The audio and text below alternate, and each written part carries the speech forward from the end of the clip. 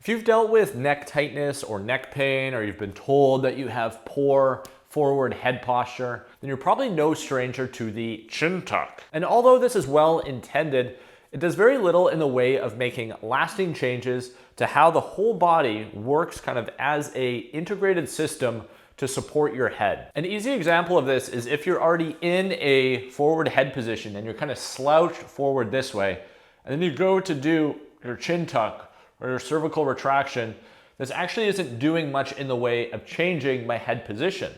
Because the issue is actually lying underneath it. It's where the rib cage is in space relative to the head. You see, your body is a very intelligent system, and it has a series of priorities of what it's trying to make sure stays online pretty much at all costs. And that could be at the cost of your posture. The reason why people will kind of falter to this forward head posture is because the body is attempting to organize itself so that the airway can stay open so that you can breathe in a more efficient way. You can hear this in the tone of my voice. If I close off my airway, I start sounding more and more like Kermit the Frog compared to when I open this up. It actually gives me access to a different vocal tone because my vocal structure and my throat is in a different shape. So you'll hear many people talk about how this is a bad posture and you should never be here. The thing is there isn't really such thing as a bad posture, quotes. The issue becomes when you get stuck in a posture that you can't get out of. And really all the body is trying to do is go through a series of adaptations so the highest priority things can continue to function as they should. And then everything else is just gonna kind of organize itself around it. So when I look at someone with this type of positioning, I'm not thinking just about the head. I'm actually thinking more about the diaphragmatic function, how their breathing is functioning, and how the whole stack, really between their rib cage, their shoulder girdle, their head, is all working as a cohesive unit. Because chances are, if we can change the relationship between those different formats of their body, this changing is going to happen as a byproduct. And it doesn't necessarily have to be the focal point of our training. So what we are going to get into is a series of corrective exercises that isn't just going to do the chin tuck and make you sound like Kermit the Frog. We're going to focus on kind of getting verticality and getting some length through our spine to teach our body, hey, we can support the head from different areas of our body. We can keep the airway long so we can breathe properly. And as a result of that, we're going to be changing where the head sits in space. Let's get into it. So for this first exercise, we're going to do so from a seated position. And like I was talking about in the introduction, what we're going to be working on is improving the relationship between really where our upper ribs and our head are in space relative to one another. Because unless we work on this relationship, we're going to have a really hard time actually getting into any type of extension or retraction with our spine.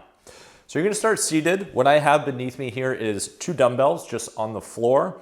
If you have 2 things that are kind of heavy that you can put your feet in front, that's what I'd recommend because we're going to be using that as some feedback. So I'm taking my feet in front of these dumbbells, and what we're going to start with is building a connection to the feet and the floor to work on this phase of extension in through our spine.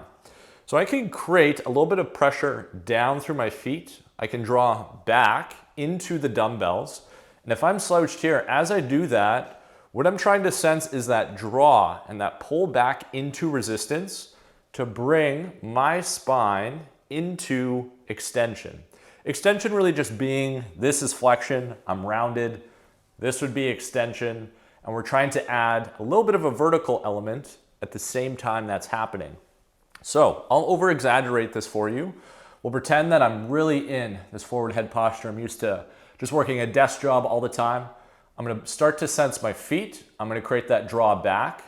And when you do that, you'll probably notice that your sit bones immediately press a little bit more down into the seat. And that's a good thing. That's what we're looking for. So I'm creating that pull back. I feel my sit bones. Now what you can start to imagine is that you're pressing down into the seat with your sit bones to get height in your spine. You're trying to add this vertical component. So we have the pull back, the push down, and now I've arrived here. And we'll say that my head is still a little bit forward. I'm really working on adding that vertical component. What I like to cue people through is imagine you're slowly closing the gap between your first rib and the base of your chin. If you feel the area just beneath your collarbones, that's usually a good reference point for where your first rib is. And you're trying to close that space off at the same time that you're getting a little bit taller. So I'm going to close that space, I'm adding that vertical element, and then you'll start to feel, oh yeah, I'm getting some height. And once we have this height, you'll kind of feel like you're resting a little bit on a structure, which is what we're looking for. From here, what you can do with your hands, this is optional, you can take them behind you and you can add another component of pressing down this way. I like to imagine I'm almost on like dip bars doing a tricep extension. And then we can work some breathing. Pressure goes a really long way here. So we've used the tension to set our structure, and now we can start to use the pressure and our breathing to fill the gaps in. So now that we have this set, what we're gonna work on doing is breathing from the base of our pelvis, and we're gonna gently start to expand and draw upwards, getting some fullness through the lungs. I want you to imagine that your lungs are really filling out this way without overly breathing into your neck. If you get a little bit of feedback there, that's okay, but we do want to primarily keep this oriented to the diaphragm, kind of driving the lungs to expand and fill out. What that would kind of look like is once I say have everything set, I'm still a little bit forward with my head. I'm going to take an inhale, and what you'll notice is that my structure is going to get a little bit taller, and I'll lean back at the same time. So that's what this will look like. And I would just continue to kind of build on the pressure. So after my full exhale, I would really start to concentrate or just bring some of my awareness to kind of this area around my ribs and just trying to get an overall sense of fullness through there.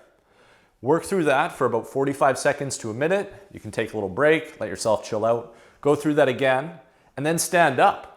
And see if you can kind of draw some awareness to those different points that we were just working on and working on the breathing. And the intention is that you take this corrective work and you see how it can start to apply in your day-to-day movement, your activities, your standing positions, and just try it on for size.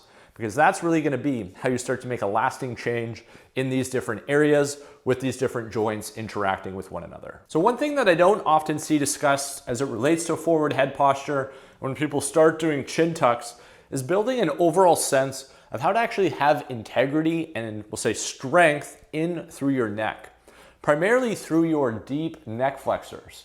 One of the issues when we get fixed in this position, we're kind of stuck here, is it takes those tissues and it locks them into almost a lengthened state. So they haven't learned how to actually build any type of contraction. And we've lost that ability to contract and work off that feedback of the upper ribs, just like we were doing in the previous exercise.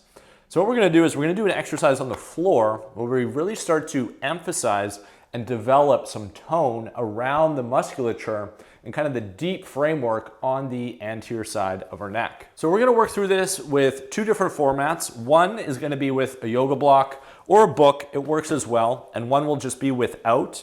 If you are in a large degree of this forward head posture, then something that I will recommend is start with at least a small lift on a book or a yoga block, because chances are when you do lie down in this position, you'll just find that your head kind of defaults to this overly extended position. But having this block here, you'll notice it's a little bit easier for your head to kind of just settle on that. You can also use a towel there as well. And a good kind of read, if you need the towel or the block, is can you lie here neutral without your head going into a lot of extension? So I'll let you do your own little self-assessment on that. I'm gonna work from the floor, and this is what you can kind of graduate to. What we're gonna do is just take our elbows. You can apply a little bit of pressure down into the floor this way, just to start. And what we're gonna do is a head lift. So we're gonna bring our head forward. And you're probably like, Mark, why am I bringing my head into a forward head position?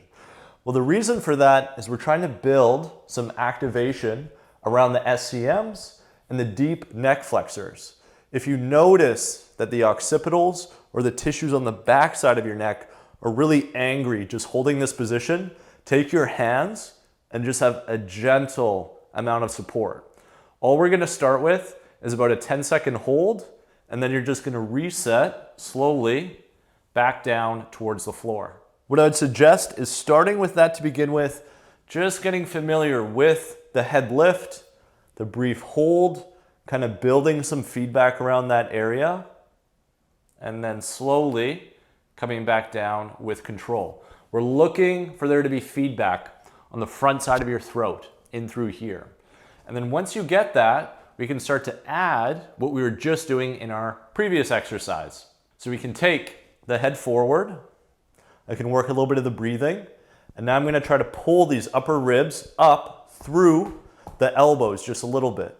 So the upper ribs can come up, and then we can slowly come back as one unit right back down to the floor. Be mindful as you're going through this that when you get here, your body doesn't start freaking out, because it might, because it's unfamiliar with that tension. If it is, grab your block, and your range of motion is gonna be from here to there. It's a hold, try to control the reset back down, and it's just a small range of motion. You're gonna kind of have to feel for where that is to begin with, but you don't wanna take your body into this heightened state of stress where now we lose the ability to adapt to what it is that we're trying to do. So play with these different positions, take your time as you're going through it, be mindful of the area that you're trying to target, and try to get familiar with keeping that as you're taking your head back to this more neutral position on the floor. So that is going to wrap this week's video on how to improve your forward head posture instead of just using the good old chin tucks. I hope you learned a few new things about how it relates to where your rib cage, your head is in space, how to build some engagement through your throat. And over time, what you might find by actually bringing sensation into here is you actually can start to project and use your voice. Something to be said about that. If you did find value in this video, you can throw it a like, you can subscribe if you're into this type of content, and I will catch you guys next week. We'll see you then. Peace.